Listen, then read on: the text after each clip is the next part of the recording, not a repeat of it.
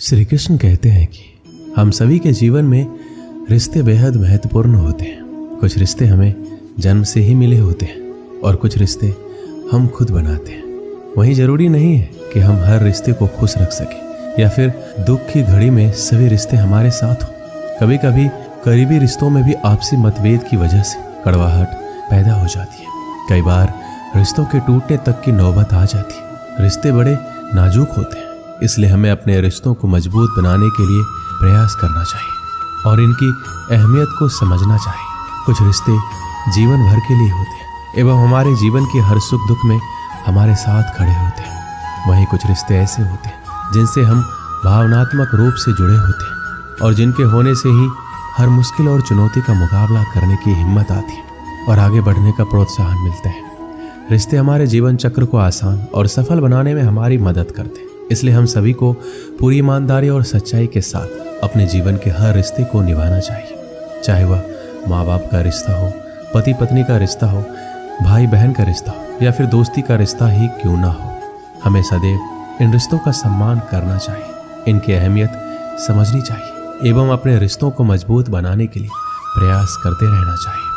हम सभी हर रिश्ते से किसी न किसी तरीके से भावनात्मक तरीके से जुड़े होते हैं।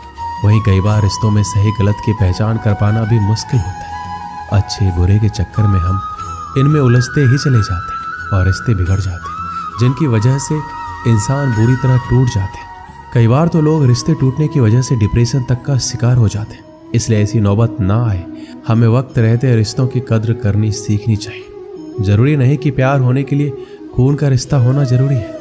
मैंने कई अपनों को लड़ते देखा है, कई गैरों को एक साथ प्यार से रहते देखा है। रिश्ते वही बेहतर बने रहते हैं जहां खुद को दूसरों से बेहतर दिखाने की होड़ नहीं लगी रहती है। रिश्ते चलते हैं इसी शर्त पर है कि एक दूसरे पर कोई कानून या बंदिशें ना लगाई जाए। रिश्तों में मतभेद तो होते रहते हैं, पर रिश्ते वहां टूट जाते हैं जहां मनभेद हो जाते हैं। जो बुरे वक्त में मददगार नहीं बन सकते, वो सच्चे रिश्तेदार कभी नहीं बन सकते। रिश्तों के बीच दूरी इसलिए बढ़ जाती है क्योंकि उनके पास नज़दीक आने का वक्त ही नहीं होता। जरूरी नहीं कि रिश्ते निभाने के लिए अक्सर मिले, पर इतनी नज़दीकियां जरूर बनाए रखना कि वापस मिलने का अवसर मिले। रिश्तों का हाल मौसम जैसा हो गया है, अपनी ज़रूरतों के हिसाब से बदलते रहते। रिश्तों में तकरार होती ही रहती है, पर उसकी वजह से रिश्तों में दरार नहीं आनी चाहिए। जब बुरा वक्त आता है तब पता चलता है कि कितने रिश्तेदार हैं और कितने सिर्फ जानने वाले। तस्वीर तो झूठ है जिसमें सब साथ खड़े अपने लगते हैं, पर अपने कितने हैं ये हकीकत बताती है। रिश्तों के ताड़ जोड़े रखना चाहते हो तो फोन पर कम और सामने आकर ज़्यादा बात किया करो। रिश्तों की अहमियत को कभी पैसों के तराजू से मत तौलना। इस गलती की कई लोग बहुत भारी रकम चुका चुके हैं। फर्क होता है सच्चे रिश्तेदारों और जानने वालों के मिलने में। अपने प्यार से मिलते हैं और जानने वाले मतलब से मिलते हैं। जब भी मिलो किसी अपने से तो प्यार से मिलना। वक्त का कोई भरोसा नहीं, क्या पता ये तुम्हारी आखिरी मुलाकात हो। गैर सा रिश्ता तो कभी कभी अपने भी नहीं निभाते। जो इंसानियत समझ लेते हैं उन्हें रिश्तों की अहमियत समझने में मुश्किल नहीं होती। जो एक दूसरे के मन का भार मिलकर उठाते हैं वही सच्चे रिश्तेदार होते हैं। माँ बाप का अपनापन भी अलग ही होता है। वो अपने बच्चों के बारे में सोचते सोचते अपने बारे में सोचना ही छोड़ देते हैं। अगर हर व्यक्ति अपना व्यवहार सही कर ले तो काफ़ी कम होगा कि उसे रिश्तेदार गले लगा ले। रिश्तों का अर्थ है दो व्यक्ति जो एक दूसरे की मदद करें, ना कि अपना मतलब निकाल कर मतलबी बन जाए। घर पैसों से चलता है पर एक कुल रिश्तों से चलता है। हर बार साबित करने की कोशिश में आप कुछ साबित नहीं कर पाएंगे। कभी कभी कुछ कहने से चुप रहना ही बेहतर है। रिश्ते खत्म करने से मुश्किलें खत्म नहीं होगी, शायद दोनों साथ रहेंगे तो मुश्किलें भी आसान हो जाएगी। रिश्ते वही अच्छे होते हैं जहाँ दोनों को कहने का बराबर हक मिले। आज रिश्तों की हकीकत ये हो गई है कि सारे रिश्ते झूठे हो गए हैं। आजकल मदद भी रिश्तों में इसलिए ही होती है कि अगर कभी लड़ाई हुई तो एहसान गिना सके। रिश्ते वही है, बस मायने बदल गए हैं। अब हाथ मिलते हैं पर दिल नहीं मिलते। आज के इस दौर में घर में रहने वाले बहुत होते हैं पर साथ देने वाला कोई नहीं होता। श्री कृष्ण कहते हैं जिंदगी में कभी कभी ऐसा वक्त भी आता है जब इंसान अंदर से टूट जाता है, अंदर से मर सा जाता है। ऐसा लगता है सारी परेशानियां मेरी जिंदगी में ही क्यों है। ऐसा लगता है मुसीबतों ने चारों तरफ से घेर लिया, जैसे किसी चक्रव्यूह में फंस गए हो। हर चीज़ में फेल हो जाते हैं, रिलेशनशिप में, कैरियर में, हर चीज़ में हार जाते हैं। ऐसा लगता है जैसे हर बात उल्टी हो रही है, हर चीज़ गलत हो रही है। और मेरे साथ ही ऐसा क्यों हो रहा है। ऐसे दुखों में उलझ के रह जाते हैं जैसे कोई रास्ता ही नहीं दिखाई देता। कई लोग तो इतने टूट जाते हैं अंदर से कि उन्हें लगता है कि ऐसी जिंदगी से तो हम मर जाए। अगर जिंदगी में इतने ही दुख है तो क्या फायदा ऐसे जीवन का। पर एक बात आप हमेशा याद रखना, दुख चाहे कितना भी बड़ा क्यों ना हो, पर हिम्मत दुख से हमेशा बड़ी होती है। जब भी आपकी जिंदगी में कोई दुख आए, कोई परेशानी आए, तो अपनी हिम्मत को इतना बड़ा कर दो कि आपका दुख उसके आगे छोटा पड़ जाए। हर इंसान को इस दौर से गुजरना ही होता है। ये परेशानियां, ये दुख इंसान को अंदर से बहुत मजबूत बना देती है।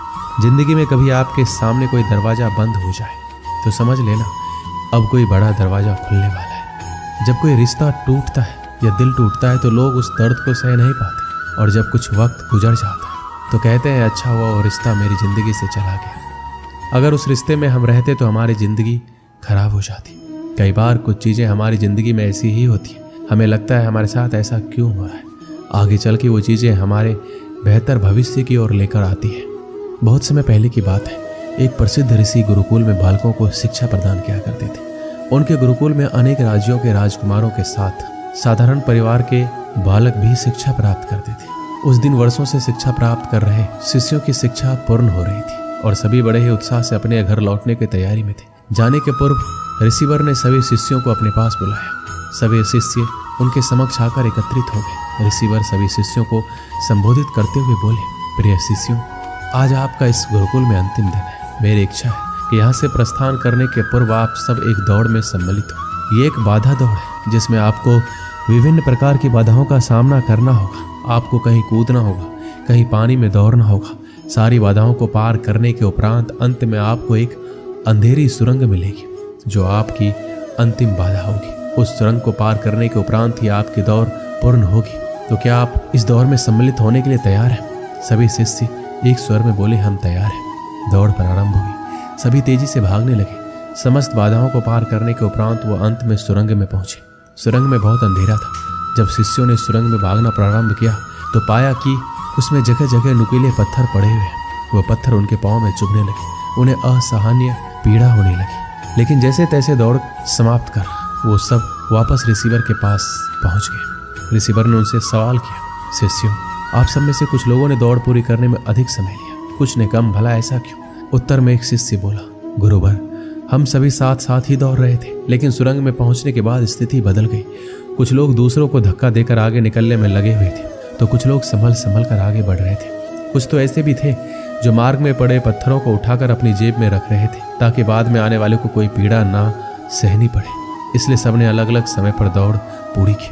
पूरा वृत्तांत सुनने के उपरांत रिसीवर ने आदेश दिया, ठीक है, अब वो लोग सामने आए जिन्होंने मार्ग में से पत्थर उठाए हैं और वो पत्थर मुझे दिखाए। आदेश सुनने के बाद कुछ शिष्य सामने आए और अपनी जेबों से पत्थर निकालने लगे। लेकिन उन्होंने देखा कि जिसे वो पत्थर समझ रहे थे वास्तव में वो बहुमूल्य हीरे थे। सभी आश्चर्यचकित होकर रिसीवर की ओर देखने लगे। मैं जानता हूँ कि आप लोग इन हीरों को देखकर अचरज में पड़ गए। रिसीवर बोले, इन हीरों को मैंने ही सुरंग में डाला था।